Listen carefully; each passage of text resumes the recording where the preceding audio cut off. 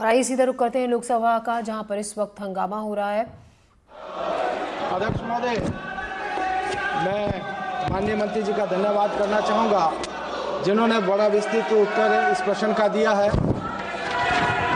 माननीय प्रधानमंत्री जी के नेतृत्व, श्री नरेंद्र मोदी जी के नेतृत्व में देश के लिए जो नवीन बजट 2025-26 प्रस्तुत किया गया है, इसमें समाज के प्रत्येक वर्ग का ध्यान रखा गया है।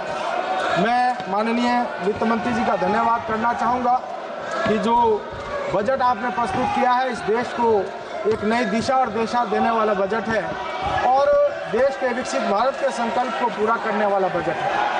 मैं आपके माध्यम से माननीय मंत्री जी से जानना चाहता हूं कि क्या कॉरपोरेट कर की दरों में कमी से निजी क्षेत्र के निवेश में प्रभावी वृद्धि हुई है, और अगर ये वृद्धि हुई है तो कितनी वृद्धि हुई है, किस हद तक वृद्धि हुई है, मैं माननीय मंत्री से जानना चाहता हूँ।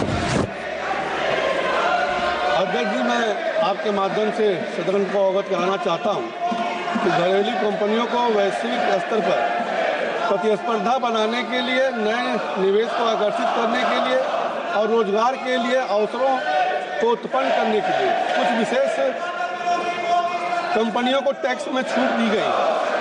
इन टैक्स छूटों में देश की आर्थिक गतिविधियाँ और बढ़ी हैं।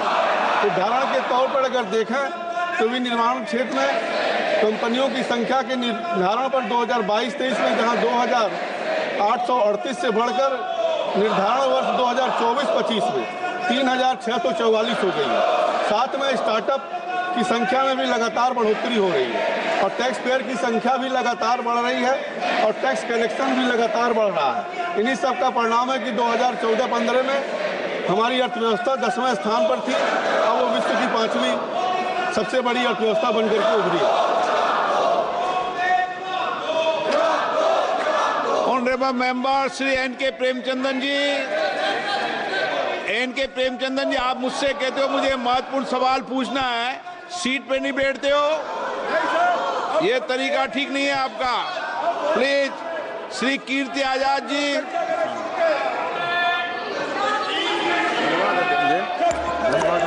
बहुत ही महत्वपूर्ण प्रश्न है। मैं ये जानना चाहता हूं कि क्या ये सच नहीं है कि पेट्रोल डीजल के दाम आसमान छू रहे हैं और सरकार ने खाने पीने पर 18% GST लगाई हुई है।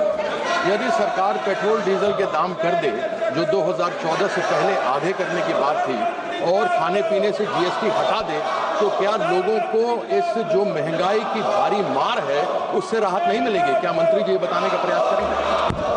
माननीय अध्यक्ष जी, माननीय सदस्य ने GST की बात किया और इसका निर्णय कहीं ना कहीं GST काउंसिल लेती है, जो एक संवैधानिक संस्था है। और मैं माननीय सदस्य को बताना चाहता हूँ, GST काउंसिल की बैठक में बंगाल के भी मंत्री उसमें रहती हैं और सबके सर्वसम्मति से निर्णय होता है।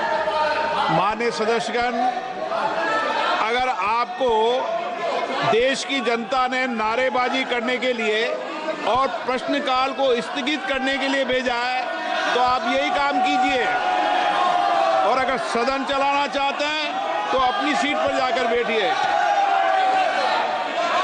Question number 3, Shrimati D.K. Aruna.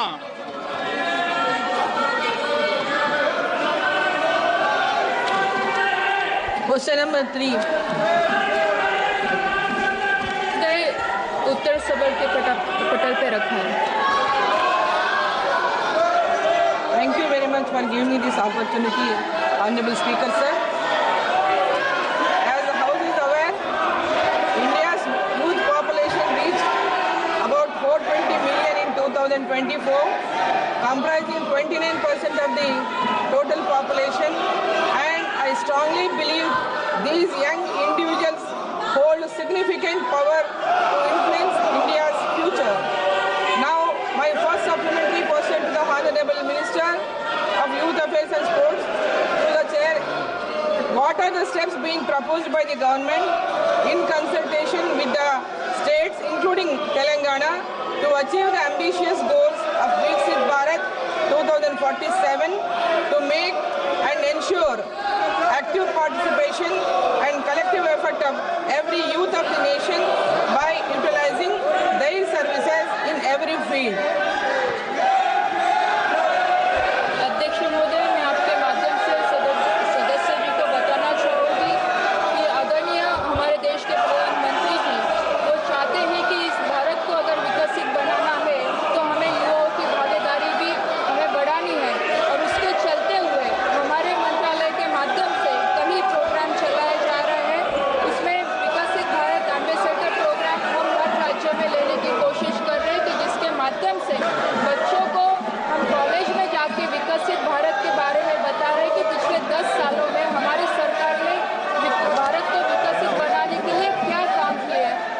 विचारों के साथ हम इस देश को आगे कैसे बढ़ा सकते हैं, उसके साथ ही हर जिले में युवा नेहरू केंद्र संगठन के माध्यम से भी